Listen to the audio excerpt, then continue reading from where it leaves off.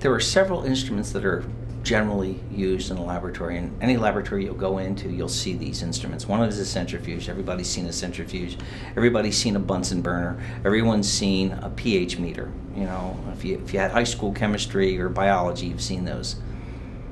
Going back to a former statement that I made, namely that there's only two things you do in a laboratory, namely you separate and purify and then you analyze, it's not unreasonable to assume that 50% of the work, being separation and preparation, is going to have a standardized instrument in place with perhaps a disposable that will be able to be used conjunctively with anything that's going through an analytical process, which again, in any kind of science, you're going to analyze. So I could see the potential for this to be as commonplace as a centrifuge.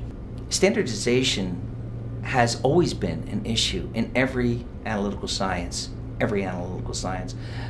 primarily because I can't compare my results with what any of my other colleagues might do. If I don't have standardization in my sample prep, and we have standardization in the analytical procedure, then all the variables are in the sample prep. So people have been trying to find a standard, and the way that you get a standard is to take out the variables.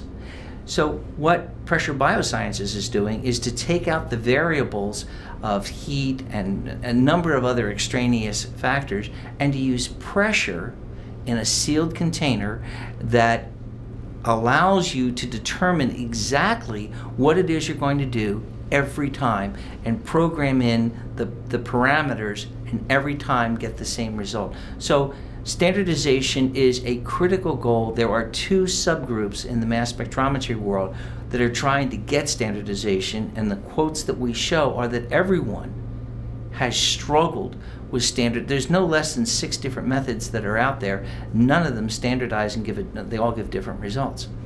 Ours is an ability to standardize. The thing that we have is that it addresses, unlike any other technique, it's got a much broader, it has a breadth of applications that no other technique has.